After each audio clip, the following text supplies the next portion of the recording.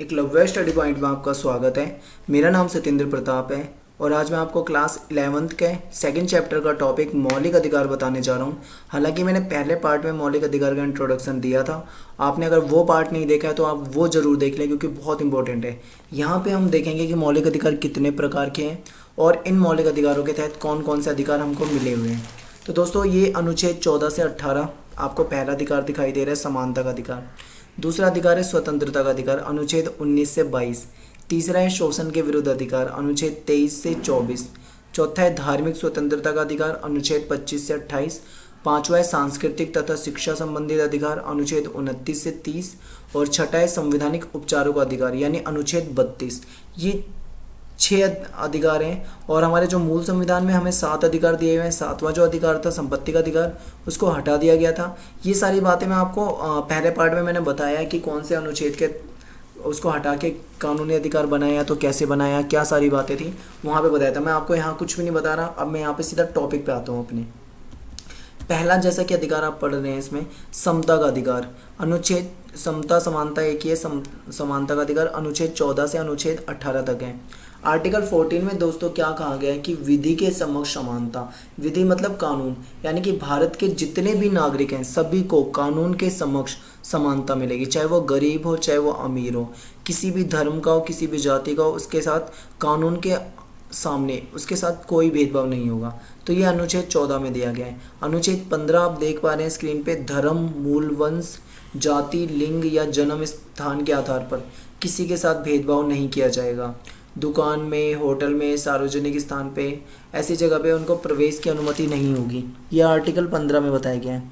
Article 16 जो है वो है लोक नियोजन के विषय में अवसर की समता, यानी राज्य के अधीन कोई भी नौकरी होगी तो उसमें सभी को समानता दी जाएगी। लेकिन यहाँ पे एक अपवाद है। अपवाद ये है कि SC ST OBC को आरक्षण दिया गया है नीचे, और ऊपर हमने अभी बात करी है कि नौकरी में सभी को समानता दिया जाएगा, समानता का अधिकार है। और नीचे हम कह रहे हैं कि भाई SC ST OBC को आरक्षण है। तो ये कैसी समानता जिसमें आरक्षण भी है और समानता भी। तो दोस्तों इसका जो अपवाद है वो मुद्दा ये है कि SC ST OBC को आरक्षण इसलिए दिया गया है क्योंकि ये एक ऐसी जातियों से बिलोंग करते हैं जो कि सदियों से दबाई जा रही थी, जिनके साथ बहुत गलत हो रहा था। कुछ ऐसा इनका मुद्दा था, इसलिए इनको क्या है समाज में बराबरी का हिस्सा लाने तक के लिए आरक्षण दिया गया था। हालांकि आरक्षण का गलत इस्तेमाल भी हो रहा है। तो ये सारे बाद के टॉपिक है। इस पे आपको पक्ष और विपक्ष दोनों तरह के मिल जाएंगे। जो इन कैटेगरी से होंगे वो तो इसके पक्ष में बोलेंगे, जो जनरल कैटेगरी का होगा वो इसके विपक्ष में बोलेगा।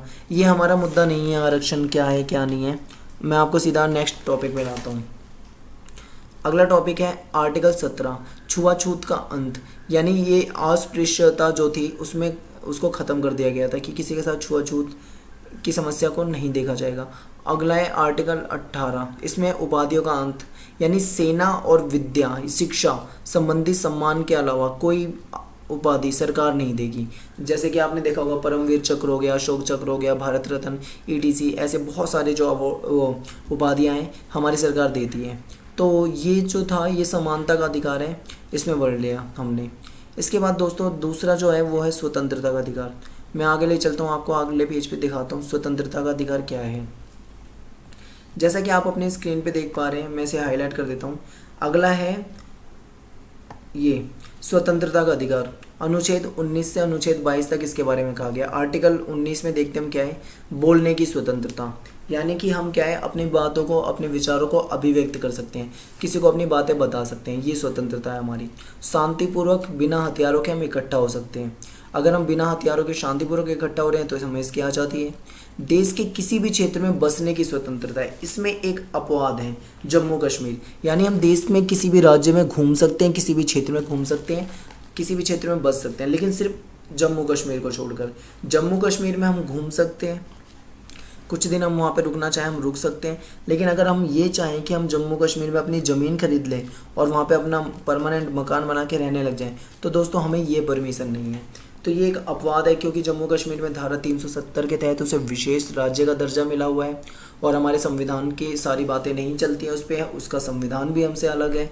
तो कुछ ये बहुत डिटेल है, मैं यहाँ पे आपको इसके बारे में नहीं बता रहा हूँ। मैं अगले टॉपिक पे आता हूँ।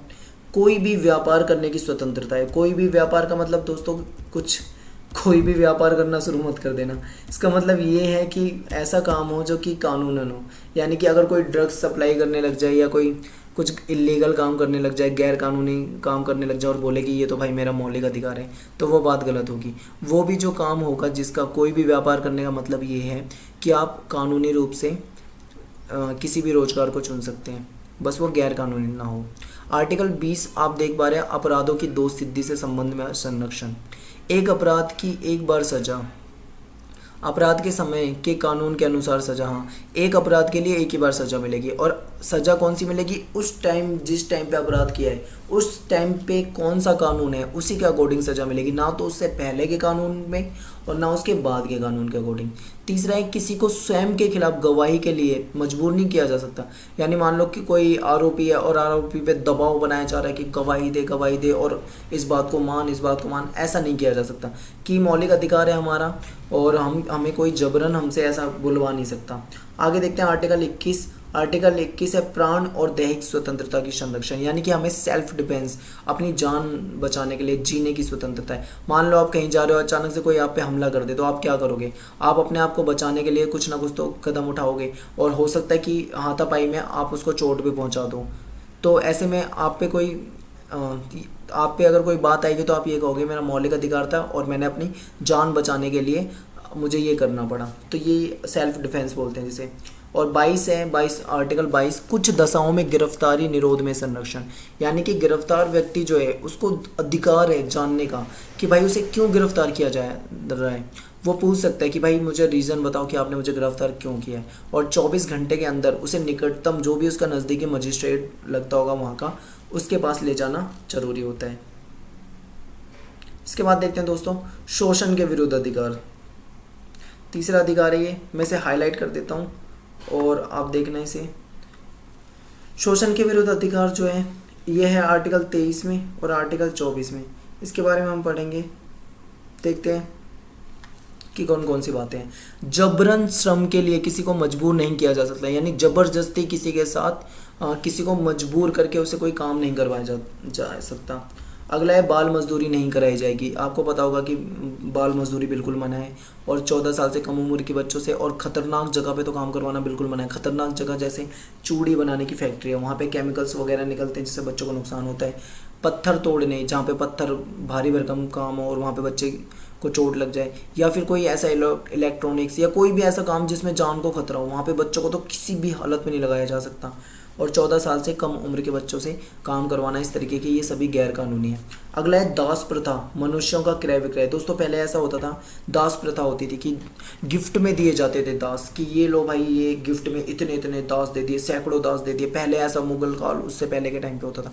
ये सारी जो प्रथा है ये सब खत्म कर दी गई। मनुष्यों का क्रय विक्रय नहीं होगा, यानी कि ह्यूमन ट्रैफिकिंग और ये जो क्या बोलते हैं, याद नहीं आ रहा मुझे हिंदी वर्ड क्या है उसके लिए, मानव तस्करी वगैरह, ये सभी क्या है, इलीगल है। बंधुआ मजदूरी किसी से नहीं करवाई जा सकती। बंधुआ मजदूरी का मतलब ये होता है कि किसी व्यक्ति को अपने यहाँ पे काम देना, काम पे रख लेना, उसके बाद सारी ज़िंदगी उससे काम करवाते रहो। वो उसे इस तरीके से बांध लो कि वो कहीं और जा ही ना सके, बस तुम्हारे पास ही काम करें। तो ये होती है बंधुआ मजदूरी, ऐसा पहले होता था। ये सारी चीज़ें इलीगल हैं अब। और धार्मिक स्वतंत्रता ये नेक्स्ट आर्टिकल वो है हमारा मौलिक अधिकार है। आर्टिकल 25 से 28 तक हम इसके बारे में पढ़ेंगे। ध्यान से देखते हैं कि इसमें कौन कौन सी बातें हैं।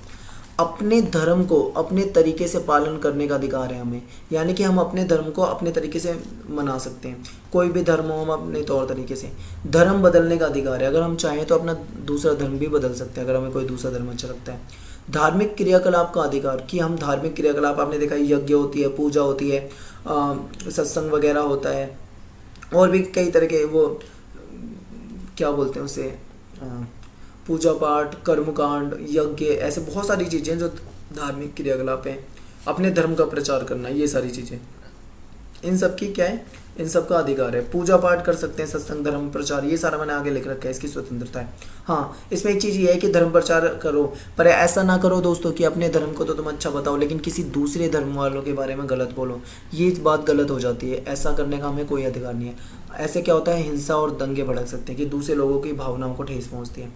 अगला जो अधिकार है वो है संस्कृति और शिक्षा संबंधी अधिकार, 29-30 में दे रखा है, यानी अल्पसंख्यक वर्गों के हितों को संरक्षण, जो अल्पसंख्यक लोग हैं जिनकी संख्या कम है उनके हितों की रक्षा के लिए ये हमें अधिकार दिया गया है। शिक्षा संस्थाओं की स्थापना का अधिकार, उन्हें अपने अकॉर्डिंग वो अपनी शिक्षा संस्थाओं की स्थापना भी कर सकते हैं। तो दोस्तों ये जो मैंने पढ़ा है ये मौलिक अधिकार है, इसमें एक संवैधानिक उपचारों का अधिकार रह गया है। बाकी तो मैंने लगभग ये सारे के सारे अधिकार यहाँ से पढ़ दिए हैं और कवर कर दिए हैं। हाँ, एक रह गया संवैधानिक उपचारों का अधिकार। नेक्स्ट पार्ट जो होगा उसमें मैं संवैधानिक उपचारों का अधिकार कवर कर दूंगा और भी जो कुछ टॉपिक इस चैप्टर के होंगे वो कवर कर दूंगा। दोस्तों अगर आपको मेरा ये वीडियो पसंद आया तो आप इसे लाइक करें, हमारे चैनल को आप सब्सक्राइब नहीं किया तो ज़रूर सब्सक्राइब कर लें, कमेंट करें, कमेंट करके आप अपने विचार बता सकते हैं। अगर आपको कोई सजेशन देना है तो आप दे सकते हैं। अगर आपको मेरी वीडियो अच्छी लगती है तो आप बता दें, आपको अच्छी नहीं लगती तो आप बता दें। आप व्यू ज़रूर दें हमें इस चीज़ के बारे में, रिप्लाई ज़रूर दें। तो धन्यवाद दोस्तों वीडियो देखने के लिए।